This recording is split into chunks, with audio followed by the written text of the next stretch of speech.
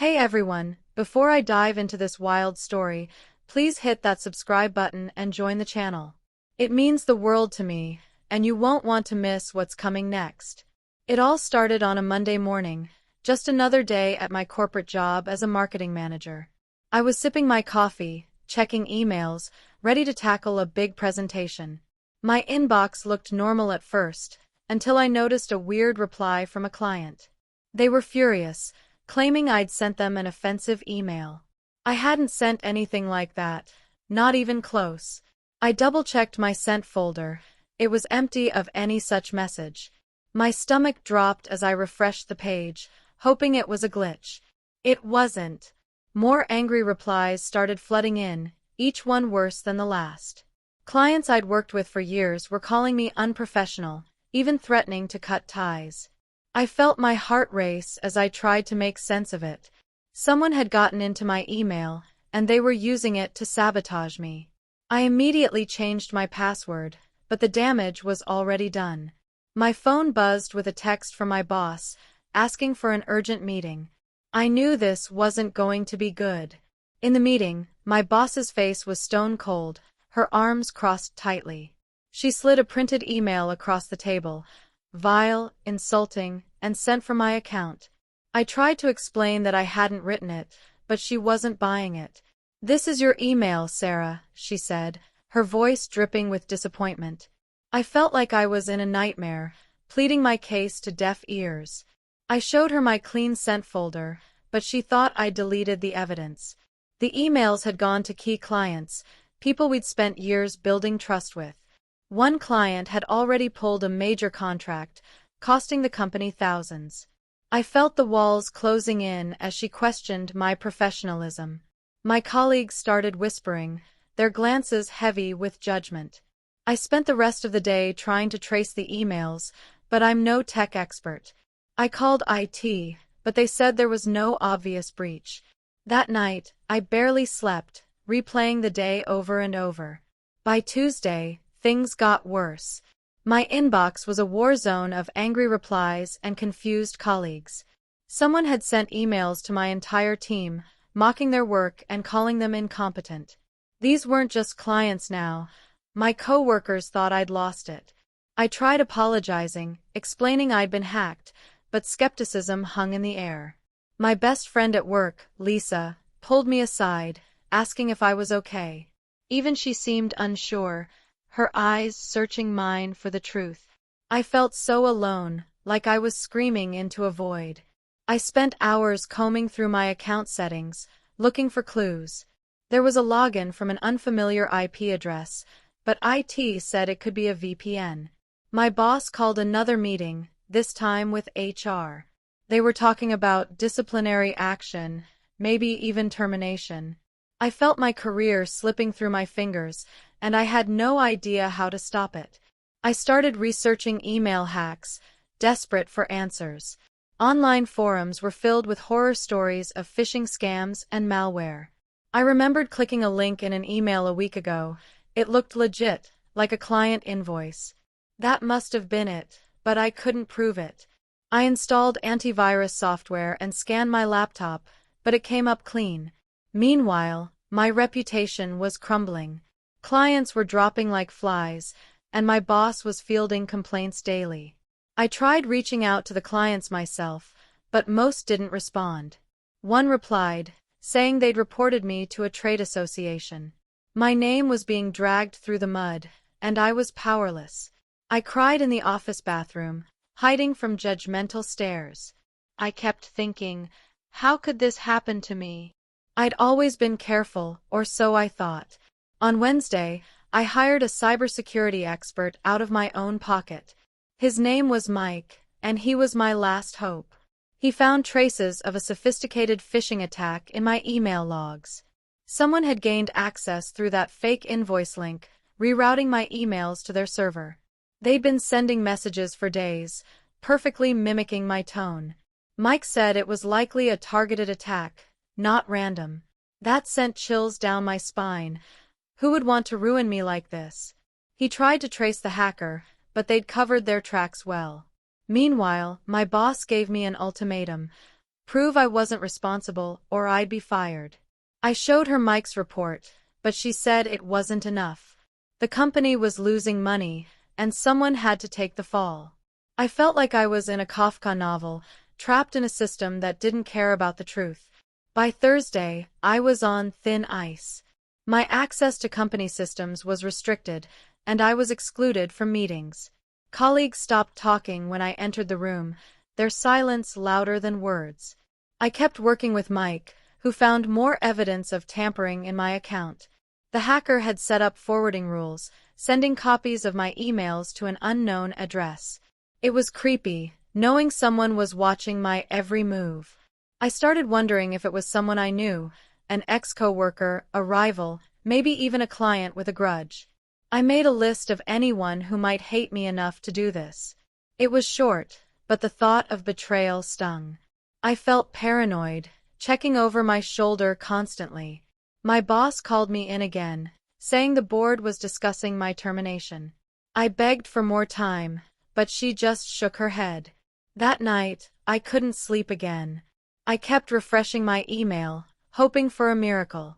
Instead, I got an email from an anonymous address, taunting me. It read, "How's your career going, Sarah?" My blood ran cold. I forwarded it to Mike, who said it was sent through a dark web server, untraceable. I felt like I was in a thriller movie, except this was my life. I started documenting everything, saving screenshots and emails as evidence. I even contacted the police, but they said cybercrimes like this were hard to pursue. My friends tried to support me, but I could tell they were overwhelmed. I was too embarrassed to tell my family. I didn't want them to worry. I felt like I was drowning, and no one could throw me a lifeline. Friday was my breaking point. Another client dropped us, citing unprofessional conduct from my email. My boss called me into her office and handed me a suspension letter. I was devastated, but part of me expected it. I pleaded one last time, showing her the anonymous email, but she dismissed it as irrelevant. "You should have been more careful," she said, as if I'd invited this. I left the office in tears, my career in tatters. Mike was still working on the case, but he warned me it could take weeks to find anything concrete. I started applying for new jobs, but who would hire me with this scandal? My LinkedIn was flooded with messages from industry contacts, some sympathetic, others accusing. I felt like my identity had been stolen, not just my email. Should have been more careful. Over the weekend, I tried to piece my life back together. I deactivated my social media to avoid the gossip. Mike called with a small breakthrough. The hacker had used a proxy server in Eastern Europe. It wasn't much, but it gave me hope. I started reading about cybersecurity, learning terms like two-factor authentication and keyloggers. I wished I'd known all this before. I also reached out to a lawyer, hoping to sue for defamation, but she said it'd be a long shot without a culprit. My savings were dwindling, and I was still paying Mike. I felt like I was fighting an invisible enemy, one I might never catch. My confidence, once unshakable, was gone. I kept thinking about my boss's words, "You should have been more careful." By Monday, I was officially on suspension, barred from the office. I sat at home, staring at my laptop, feeling useless. Mike sent me a report confirming the hack was targeted, possibly by someone with insider knowledge. That narrowed my suspect list, but I still had no proof. I started emailing former colleagues, asking if they'd noticed anything odd before the hack. Most didn't reply, but one mentioned a strange IT guy who'd left the company abruptly. It was a long shot, but I passed it to Mike. Meanwhile, my boss emailed me, saying the company was considering legal action against me for damages. I felt like I was being punished for being a victim. I cried myself to sleep, wondering if I'd ever recover from this. The next week was a blur of anxiety and dead ends. Mike was digging deeper, but the hacker was like a ghost. I started getting weird calls from unknown numbers, hanging up as soon as I answered. It felt like they were toying with me, enjoying my misery. I changed my phone number, but the fear lingered. My lawyer suggested I write a public statement, explaining the hack, but I was too scared of backlash. My reputation was already in shambles. What if no one believed me? I kept checking my email, hoping for an apology from my boss, but nothing came. Instead, I got a formal letter from HR, confirming my suspension was indefinite. I felt like I'd lost everything I'd worked for. My dream job, my confidence, my future, all gone. I decided to take matters into my own hands. I enrolled in an online cybersecurity course, determined to understand what happened. It was overwhelming, but it gave me a sense of control. I learned about phishing tactics and how hackers exploit trust. I realized how easy it was to fall for that fake invoice email. I also started a blog, anonymously, to share my story and warn others. Writing felt therapeutic, like I was reclaiming my voice. A few readers reached out, sharing their own hacking horror stories. It made me feel less alone, but the pain was still raw. Mike called with another lead, a possible connection to a disgruntled former client. I gave him their details, hoping it would crack the case. Meanwhile, I was running out of money and hope. My blog started gaining traction, which was both a blessing and a curse. Some readers were supportive, but others accused me of making it up for attention. The internet can be a cruel place. I kept writing anyway, detailing every step of the hack and its fallout. One reader, a tech journalist, reached out for an interview. I was hesitant but agreed, hoping it might pressure my company to listen. The interview was published in a small online magazine, and it got some attention. A few former clients reached out, offering sympathy, but my boss didn't budge. She emailed me, accusing me of airing dirty laundry. I was furious. She still thought I was the problem. Mike's investigation hit another dead end. The former client lead went nowhere. I felt like I was back at square one. By now, I was living off savings and freelance gigs, but they barely covered rent. I applied for dozens of jobs, but my name was toxic in the industry. One recruiter even told me, "Your reputation precedes you." It stung, knowing I was being judged for something I didn't do. I kept in touch with Mike, who was still chasing leads. He found a pattern in the hackers' emails. They used specific phrases I'd used in private emails. This meant they'd had access to my account for longer than I thought. The idea of someone reading my personal emails made my skin crawl.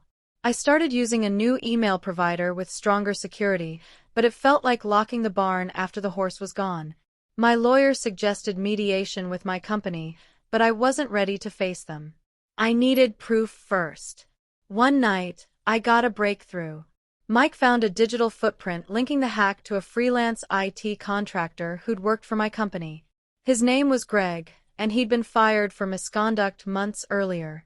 Mike traced the proxy server to a cafe Greg frequented. It wasn't airtight evidence, but it was something. I passed it to the police, who agreed to investigate. For the first time in weeks, I felt a glimmer of hope. I also reached out to my blog readers, asking if anyone knew Greg. One reader, a former coworker, confirmed he'd been bitter about his firing. It wasn't proof, but it was motive.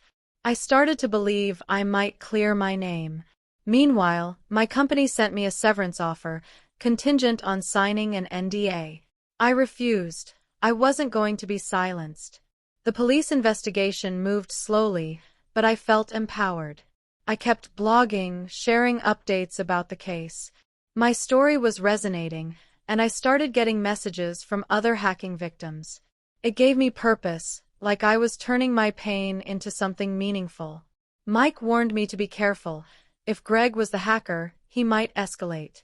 I installed security cameras at my apartment, just in case.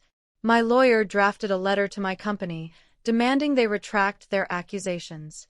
They didn't respond, but I wasn't giving up. I also started a petition, asking for better cybersecurity laws. It got a few hundred signatures, which felt like a small victory. I was learning to fight back, even if it was exhausting. My career was still in ruins, but I was rebuilding my strength. A month later, the police called with news. They'd questioned Greg. He denied everything, but they found suspicious activity on his laptop. It wasn't enough for an arrest, but it was progress. I felt validated, like someone finally believed me.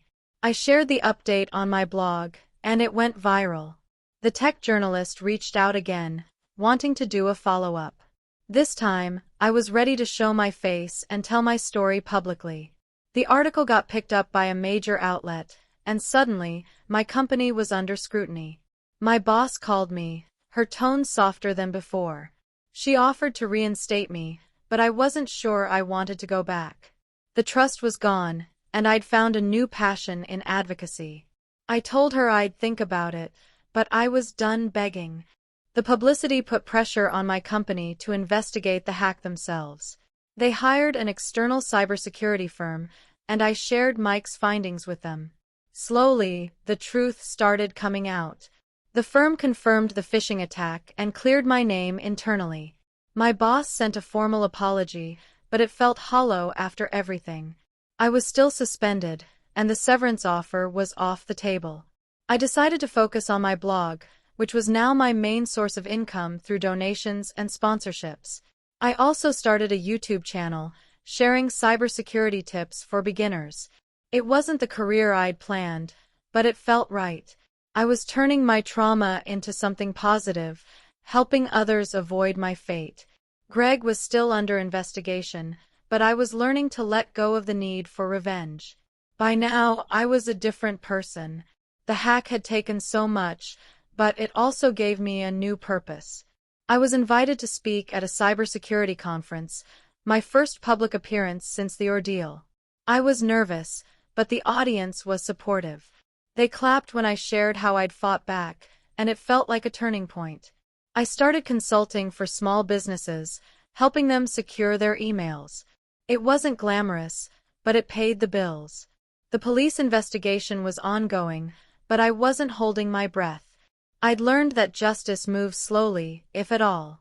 My blog had thousands of followers now, and I felt like I was making a difference. I also started therapy, working through the trauma of being disbelieved. It was a long road, but I was healing. Looking back, I realized how much I'd grown. The hack destroyed my career, but it also showed me my resilience. I wasn't the naive marketing manager anymore.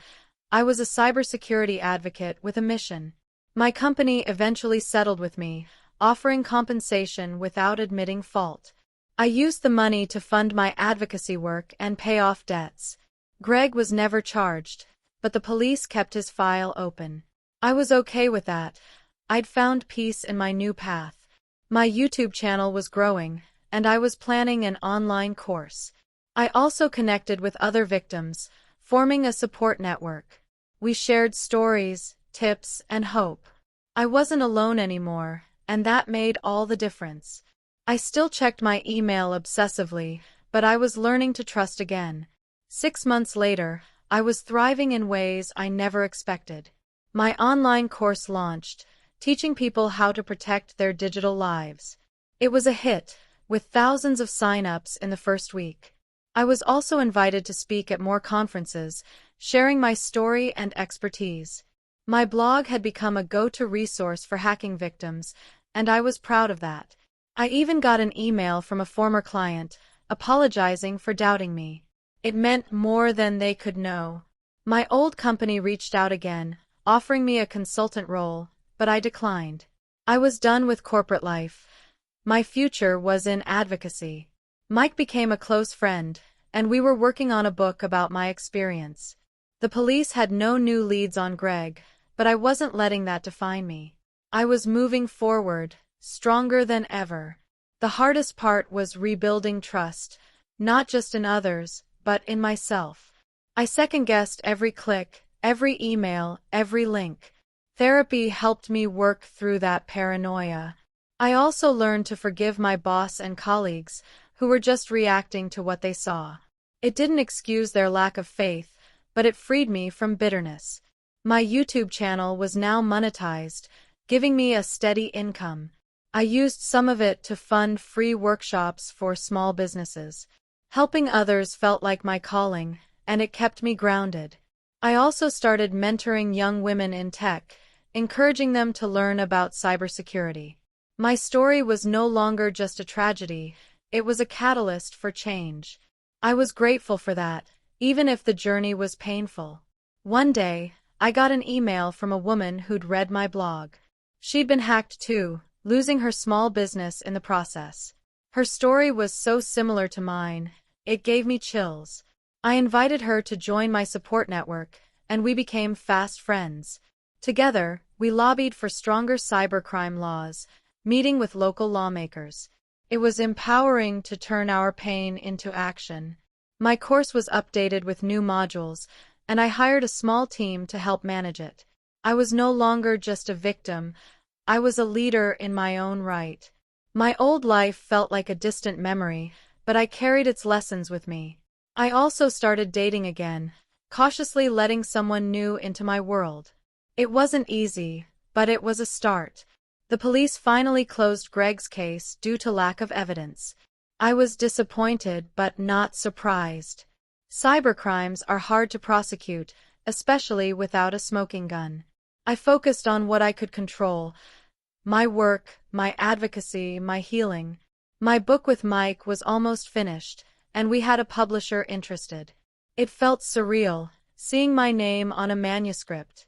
My YouTube channel hit 100,000 subscribers, a milestone I never imagined.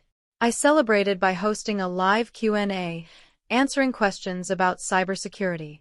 My audience was engaged, and I felt like I was making a real impact. I also started a podcast, interviewing other hacking victims. Their stories were heartbreaking, but they inspired me to keep going. I was building a community, one story at a time. A year after the hack, I was invited to speak at a national cybersecurity summit.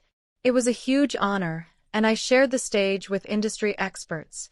My talk got a standing ovation, and I cried backstage, overwhelmed with gratitude. My course was now used by schools and small businesses, and I was working on a nonprofit to fund cybercrime research. My old company went quiet, but I didn't care. I'd built something better than my old career. My support network had grown to thousands, and we were planning a virtual conference. I also reconnected with Lisa, my old work friend, who apologized for doubting me. We rebuilt our friendship, stronger than before. I was no longer defined by the hack, I was defined by my response to it. My book, Hacked: How I Lost My Career and Found My Voice, hit shelves that spring. It was a bestseller in its niche, and I was floored by the response. Readers sent me letters, thanking me for giving them hope. I went on a small book tour, sharing my story in person. It was terrifying but exhilarating. My nonprofit was up and running, funding scholarships for women in cybersecurity. I also partnered with a tech company to create a free email security tool. It was downloaded thousands of times in the first month. My podcast was thriving, and I was planning a second season. I even got an email from my old boss, congratulating me on my success. I didn't reply. I didn't need her validation anymore. I was my own hero now. The hack still haunted me sometimes, especially late at night. I'd wake up, checking my email out of habit, but I was learning to let go. Therapy helped me process the trauma, and I was proud of how far I'd come. My nonprofit was making waves, and we were lobbying for federal cybercrime reforms. I also started teaching at a community college, sharing my knowledge with the next generation. My dating life was going well, and I was learning to trust again. My book was optioned for a documentary, which felt like a dream. I was no longer just Sarah, the marketing manager. I was Sarah, the advocate, the survivor, the changemaker. I'd taken a nightmare and turned it into a movement. It wasn't easy, but it was worth it. Thanks for listening to my story, everyone. If you haven't already, please subscribe to the channel and join me on this journey. Your support keeps me going, and I can't wait to share more with you.